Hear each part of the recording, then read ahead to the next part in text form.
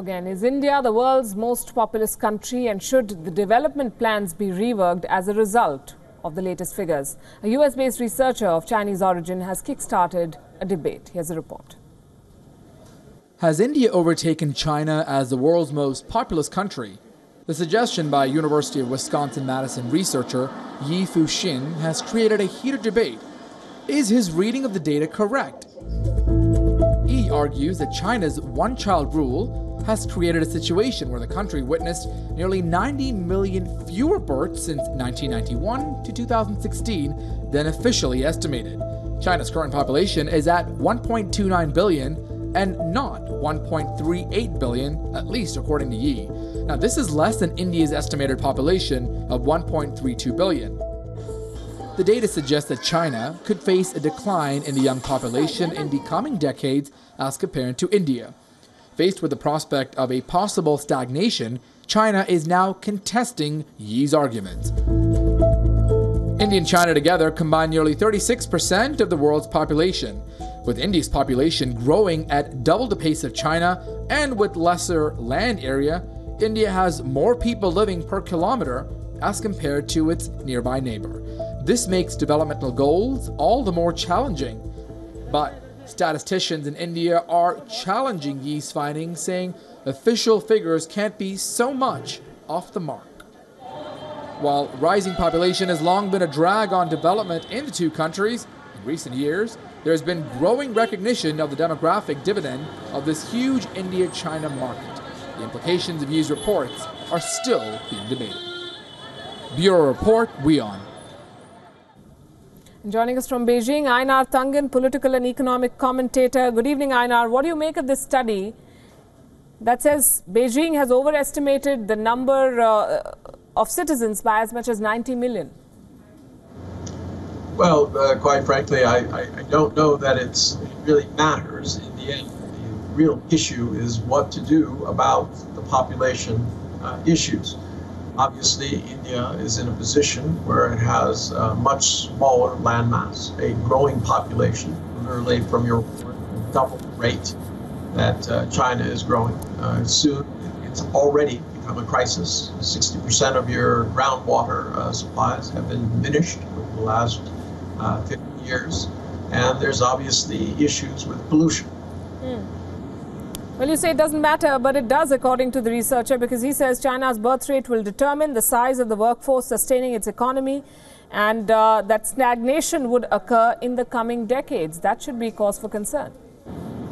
Well, quite frankly, I mean, yes, China's whole population is aging much quicker.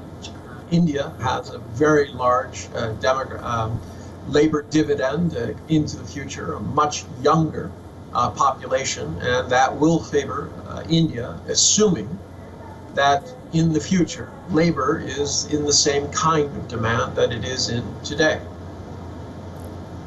The researcher, Mr. Yi, has written a book called Big Country with an Empty Nest, and it's been banned in China, and he says that he's not surprised by the denial of Chinese officials who've rejected his report, and he says it's time that authorities in China dropped other restrictions too when it comes to population control.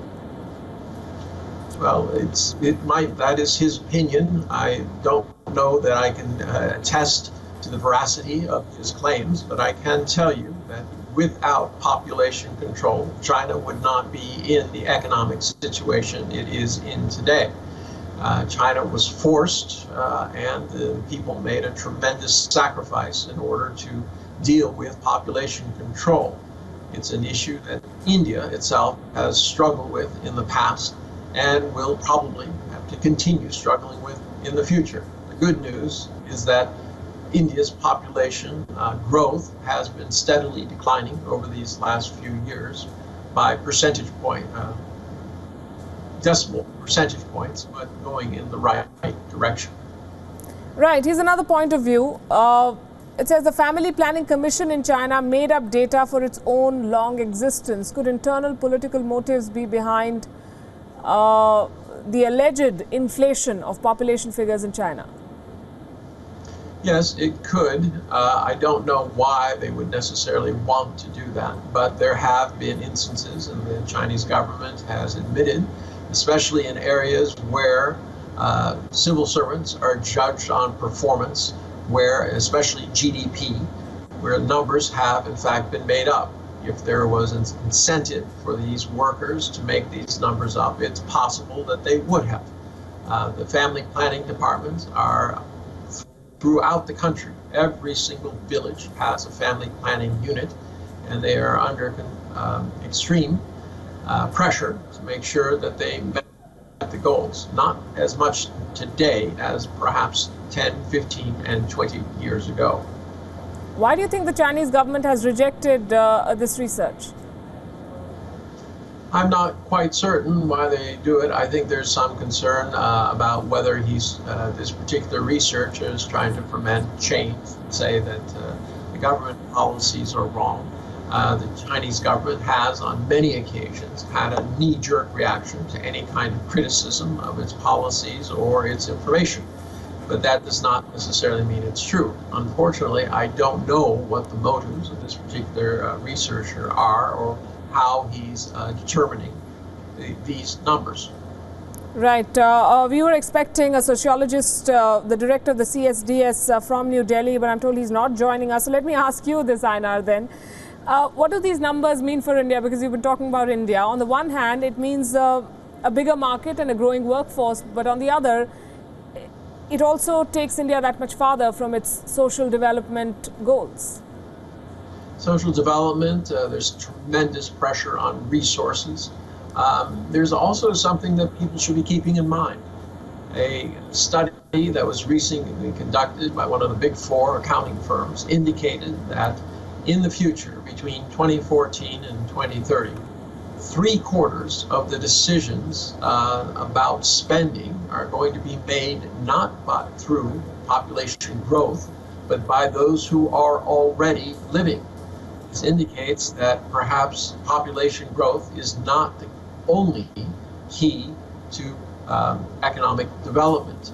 There's also this pending issue of what technology is going to do to our society. Fact is, if you have driverless cars, if you have more automation, you're going to have less need for physical labor. I can tell you, I was chairman of the International Trade Council for my state over a period of 30 years. Less than 30 years. We doubled our output production, but we cut the workforce by 1/3. And this is something that has been repeated throughout the United States. It's not a situation where jobs disappeared. It was simply automation. I'm told Sanjay Kumar of the CSDS is with us now from New Delhi. Mr. Kumar, good evening. What do you make of this study? Good evening. I haven't looked at the study very carefully, but I can tell you that, we should not only look at the negative side of a population, because we always talk about if you have a big young population, that always adds to the workforce. It is only about how we manage to channelize this huge workforce, how we able to train them. So we should not get very disturbed about this growing population. It is more, I think, more worrisome is the aging population. So we have a very large young population, which is always useful in the economic growth of the country. So you're saying that even if even if these figures were correct, and India does have a bigger population than China, China must be worrying more? China is already worrying more because of the one-child policy, because what has happened during last few years is that, yes, they have been able to control the population growth rate. While we don't know whether these figures are right or wrong, but even if what has happened in China, they have been able to control the population growth rate. And what has happened is the mean age of the population, mean age has gone up dramatically, which is to say, you have large number of elderly old people and very few young people. Old people, they would retire, they won't add to the workforce. While in order to generate do any work, whether it is you need workforce for the agriculture or industry, you need the young people. So China is already in trouble, while you can have the satisfaction that you have been able to control the population growth rate. But in the long run, they don't contribute to the workforce, and that's a big worry for China itself. Aina, do you want to respond? That's the problem in Japan now at the moment. I would tend to disagree. I think my colleague is overlooking the fact that the world is changing. Technology has taken over. Before he came on, we were discussing the issue that the world is more productive than it ever was, with much fewer people in manufacturing and industry. In the United States, less than 2% of the population is involved in the agricultural business, yet the United States produces more food than it can consume. That's quite the opposite in India, where you have large portions of the population still involved in agriculture, but still not able to feed the country. You're under tremendous pressure from all sorts of man-made issues, water use, air pollution. I think these things have to be taken into account. This idea that you automatically link young populations with future growth, I think should be questioned. Sanjay Kumar?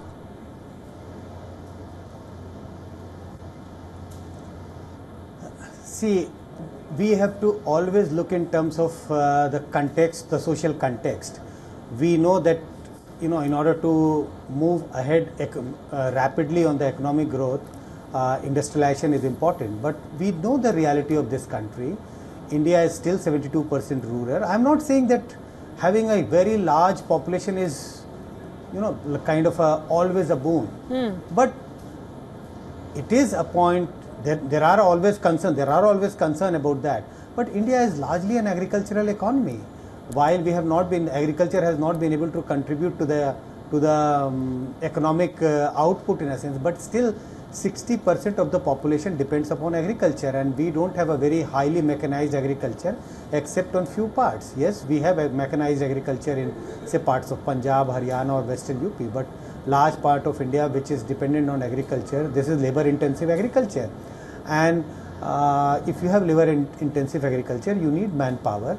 Yes, if we are not able, if India is not able to channelize this huge young workforce, you need to educate them. Once we educate them, you need to generate job opportunities for them. If this is not done, then definitely the country is in a trouble. But yes, we have, if at the moment, if we have a large young population, the country need to plan accordingly, but just can't keep worrying about the large population. So there are plus and minuses of having a young, large population. Right, we're going to leave it at that. Yeah, Anna, you want to make a point? I'm a little bit flummoxed. I'm not quite certain what my colleague is saying. You shouldn't worry about it. I think you should.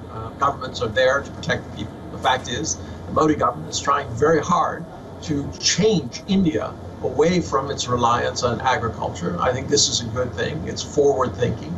But I don't think sticking your head in the sand and pretending that this will be all okay if you can, quote, channelize these young people when you have not been able to do it successfully is the way to go.